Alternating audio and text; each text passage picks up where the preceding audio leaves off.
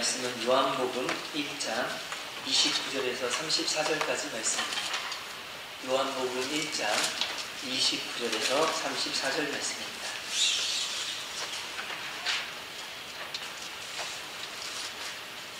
기록된 말씀을 제가 앉아 여러분이 아니면 교독하시다가 34절은 합독하겠습니다.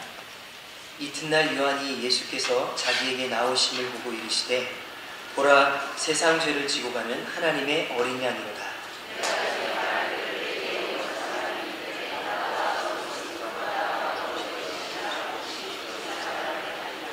나도 그를 알지 못하였으나 내가 와서 물로 세례를 베푸는 것은 그를 이스라엘에 나타내려 함이라 하니라.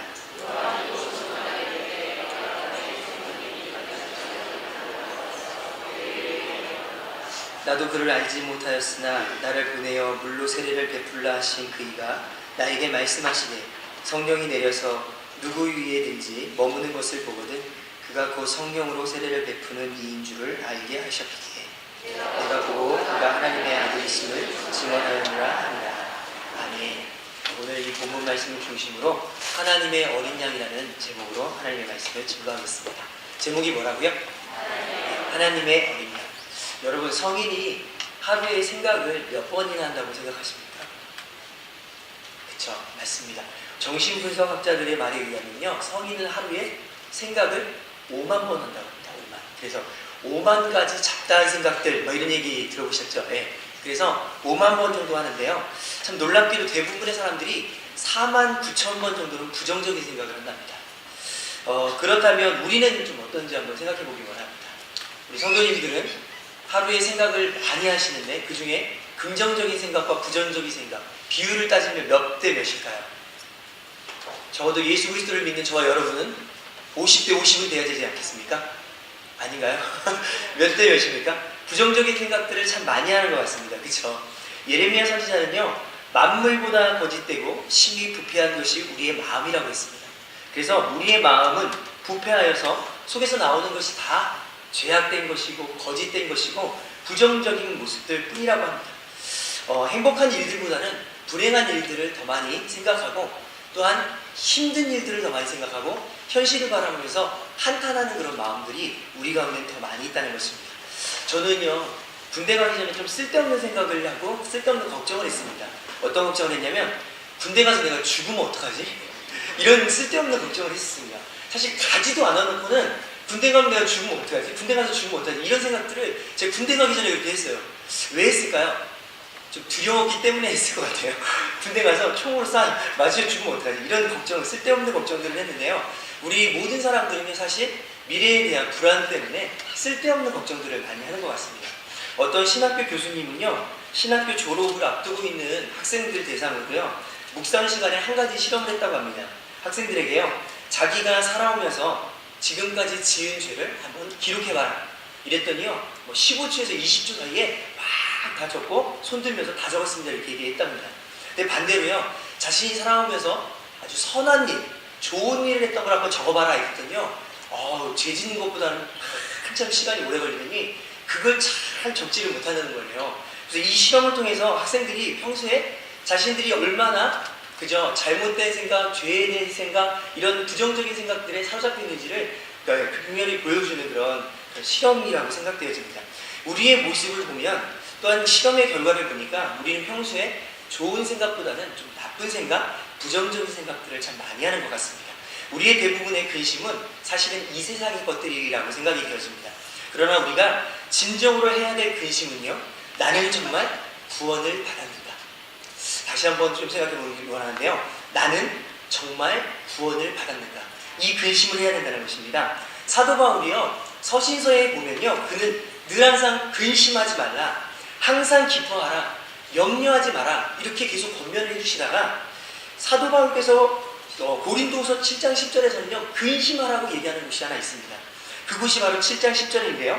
그때 뭐라 말씀하시냐면 하나님의 뜻대로 하는 근심은 후회할 것이 없는 구원에 이르게 하는 회개를 이루는 것이요, 세상 근심은 사망을 이루는 것이니라. 이렇게 말씀하셨습니다. 그러면서 우리가 그리스도 안에서 내가 구원받았는가, 이것에 근심 걱정한다면 하나님은 우리로 하여금 회개함으로 말미암아 구원에 이르게 해주신다는 거예요. 그러니까 우리가 적극적으로 근심해야 될 것은 세상의 근심 걱정이 아니라 내가 구원을 받았는가, 내가 하나님의 자녀인가, 여기에 우리가 근심해야 될 줄 믿습니다. 놀라운 것은요, 우리의 생각이 구원에 대한 근심으로 바뀔 때 세상적인 모든 근심이 떠나간다는 것입니다. 한번 저를 따라서 해볼까요? 우리의 생각이 구원에 대한 근심으로 바뀔 때 세상적인 근심은 모두 물러간다. 믿으십니까? 아멘. 예, 세례요한은요, 오늘 본문 말씀에서 구원에 대한 근심을 해결해주는 말씀을 증거하고 있습니다. 29절에 보니까 이렇게 말씀하시죠. 이튿날 요한이 예수께서 자기에게 나오심을 보고 이르시되 보라, 세상 죄를 지고 가는 하나님의 어린 양이로다. 아멘. 저는 여기에서요, 하나님의 어린 양에 대한 의미를 두 가지만 묵상하고 함께 은혜를 나누기 원하는데요. 첫 번째로 하나님의 어린 양은요, 속죄제의 제물이 되신 어린 양을 의미합니다. 첫 번째가 뭐라고요? 속죄제의 제물이 되신 어린 양을 의미한다고 했습니다. 구약시대는요, 속죄제사를 드릴 때 짐승을 제물로 삼아서 드렸습니다. 사람의 죄로 말미암아 짐승이 대신해서 죄의 값을 치르게 된 것입니다. 레위기 4장에 보면 특별히 속죄제를 어떻게 드려야지 되는지 상세하게 기록하고 있는 게 있는데요. 제물은 각각 형편에 맞게 수송아지 또는 암양 또는 암염소 또는 어린 양, 가난한 자는 산비둘기, 극빈한 자는 그냥 고운 가죽을 가지고 하나님 앞에 나와서 속죄 제사를 드렸습니다. 저는 속죄 제사를 드리면서 이 드리는 방법에 대해서 죄의 결과가 얼마나 무서운지, 그리고 죄의 결과가 얼마나 잔인한지를 저는 좀 묵상하게 됐습니다. 짐승을 가지고 오면요, 제일 먼저 짐승의 머리에 가지고 온 사람이 기도를 합니다. 그러면서 자신이 세상 가운데 지었던 모든 죄들을 이 죄 없는 짐승에게 다 뭐하냐면 전가를 시킵니다. 그렇죠? 그래서 내가 세상 가운데 지었던 모든 죄를 이 짐승에게 다 전가한 다음에요, 그 다음에 짐승의 목을 따서 피를 빼냅니다. 그래가지고 팍 따면 피가 확 쏟아나겠죠. 그러면서 피가 목을 따가지고 피를 다 쏟아낸다며요. 제사장은 그 피를 가지고 성소의 시장에 7번 뿌립니다. 그 뿌린 후에 하나님께 드린 향단의 제단불에 피를 바릅니다. 그리고 남은 피는 번제단 밑에다 다 쏟아붓습니다. 그 다음에는요, 배를 갈라서 속에 있는 내장들을 다 꺼내가지고 그 기름을 다 분리시킵니다. 그래서 내장에 있는 기름, 그리고 그 다음에 그 콩팥에 있는 기름, 그리고 간에 있는 그런 기름들을 다 이렇게 불려서 다 구분해가지고 불태워서 다 올립니다. 그리고 나머지 가죽과 고기와 머리와 정강이와 내장과 짐승의 전체를 재버리는 곳으로 가서 나무 위에다가 제단 위에 쌓아가지고 완전히 다 태워 불새아 있는 이것이 바로 속죄제입니다. 그래서 이 짐승이 한 사람의 죄를 사하기 위해서는 자신의 모든 것을 다 태워드려야지만이 죄사함을 받는, 이것이 바로 하나님께서 제정해 주신 제사법입니다. 이스라엘 백성들은 아마도 이 같은 제사를 지내면서 처음에는 되게 충격을 받았을 것 같아요. 제물을 가지고 하나님 앞에 나와서 따가지고 피를 막 흘리는 이런 모습들을 보면서, 야, 우리가 죄를 지으면 이렇게 죄 없는 어린 양이, 이렇게 죄 없는 짐승이 대신해서 죽음을 당하는구나. 그럼 난 다음부터 절대로 죄를 지으면 안 되겠다 라는 그런 생각을 해야 되는데, 이스라엘 백성들은 한 번, 두 번, 세 번 반복하면서요, 늘 항상 반복된 그런 죄를 짓고 또다시 와서 아무렇지도 않게 짐승을 잡고, 또 죄를 짓고 아무렇지도 않게 와가지고 짐승을 잡는 이런 모습들을 반복하면서 살았던 것을 보게 됩니다. 이스라엘 백성들뿐만 아니라 오늘날 우리도 우리의 삶을 돌아볼 때, 우리가 예배하러 이 자리에 나왔지만 사실 예배 끝나고 우리가 돌아가면 또 뭐합니까?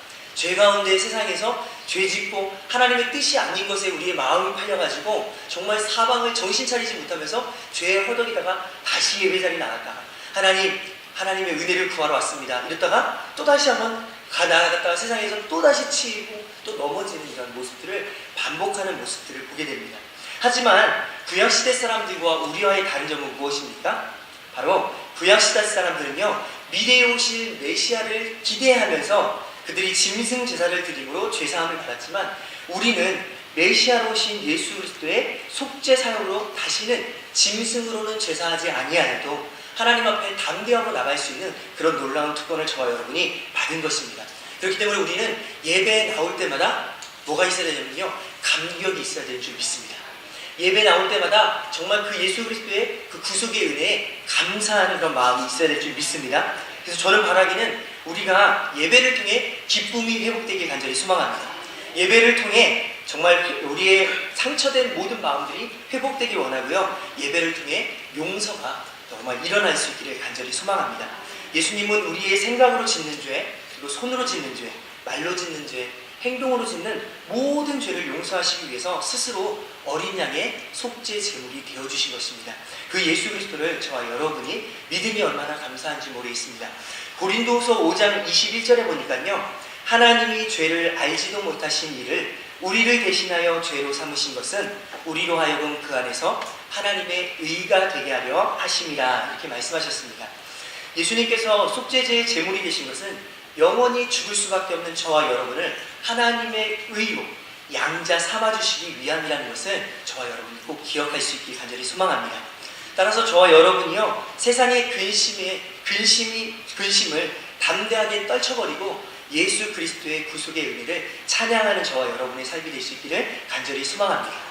우리 마음에요, 구속의 은혜가 없으면 자꾸 세상적인 근심이 쌓인다는 것을 꼭 기억하셔서 우리 마음 가운데 구속의 은혜를 회복함으로 말미암아 세상의 모든 근심 걱정을 떨쳐버릴 수 있기를 간절히 소망합니다. 두 번째로는요, 하나님의 어린 양은 유월절의 어린 양을 의미한다고 말씀드릴 수 있습니다. 출애굽을 기념하여 이스라엘 백성들이요, 유월절을 지켰습니다. 그래서 유월절은 이스라엘 백성들이 400년 동안 애굽에서 종살이하였던 그들을 출애굽시키기 위해서 하나님께서 말씀하신 것인데요. 특별히 유월절은 마지막 10가지의 재앙 중에 마지막 재앙이 뭐였죠? 장자의 죽음이었잖아요. 그 장자의 죽음이 그 이스라엘 애굽 전역을 뒤덮을 때 하나님께서 이스라엘 백성들에게 명령하신 것이 있습니다. 그것이 무엇이었냐면 어린 양의 피를 잡아가지고 그 피를 인방과 좌우 문설주에 바르는 데는 죽음의 사자가 그들을 침범하지 못할 거라는 약속을 하신 것입니다. 그래서 그 말씀을 믿고 그 말씀대로 어린 양의 피를 발라가지고 문 인방과 좌우 설주에 바른 그 이스라엘 백성들과 또 그 말씀대로 순종한 모든 사람들은 살아난 것을 우리는 보게 되었습니다. 그것을 기념하기 위해서 하나님께서는 이스라엘 백성들에게 유월절을 지키라고 말씀하셨습니다. 그 이후에 유월절은요, 민수기 9장에 보면요, 출애굽한 지 1년 이후에 유월절을 지킨 사건이 기록되어 있습니다. 그러면서 특징적인 것을 몇 가지 보면요, 1월 14일에 유월절을 지키라고 하나님께서 말씀하셨는데, 특별히 시체를 가까이에서 부정한 사람들, 그렇죠, 하나님이 기뻐하지 않는 일들 때문에 부정한 사람들은요, 유월절을 그냥 지나지 말고 반드시 2월 14일이 되면 그때 다시 유월절을 지키라는 거예요. 그러니까 1월 14일에 유월절을 지키지 못한 부정한 사람들은 그냥 넘어가는 것이 아니라 2월 14일에 깨끗하게 정결하게 해서 2월 14일에 유월절을 다시 한번 지키라는 것입니다.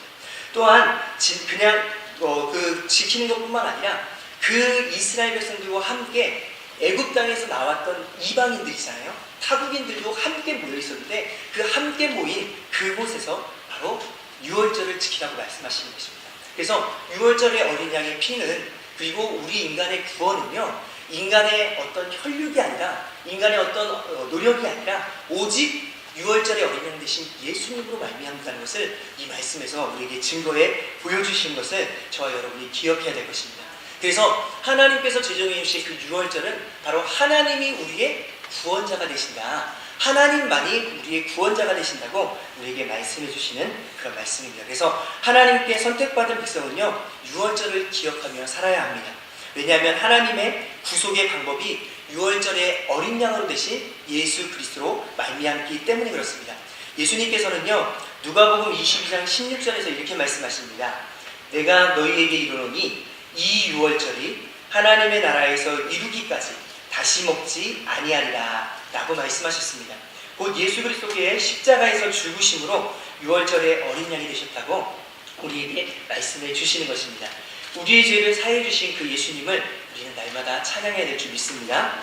따라서 더 이상 우리는요, 유월절을 지킬 필요는 없습니다. 예수 그리스도께서 유월절을 완성해 주셨기 때문에 유월절을 지킬 필요는 없지만 유월절의 그 의미는 오늘날도 살아서 저와 여러분이 날마다 예배할 때마다 감사하고 예배할 때마다 감격하고 예배할 때마다 찬양해야 되는 줄 믿습니다. 제가 찬양 중에 정말 예수 그리스도의 은혜를 감사하면서 부르는 찬양이 하나 있는데요. 잠깐 불러보기를 원합니다.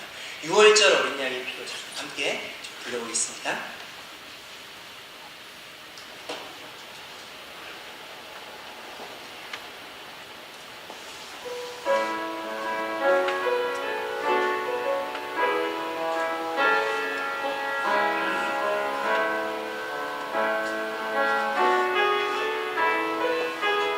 6월절 어린 양의 피로 6월절 어린 양의 피로 나의 삶의 문이 열렸네. 저금의 권세는 힘이 없네. 주 보혈의 능력으로 원수가 날 정죄할 때에도 난 의롭게 설 수 있네. 난 더 이상 정죄함 없네.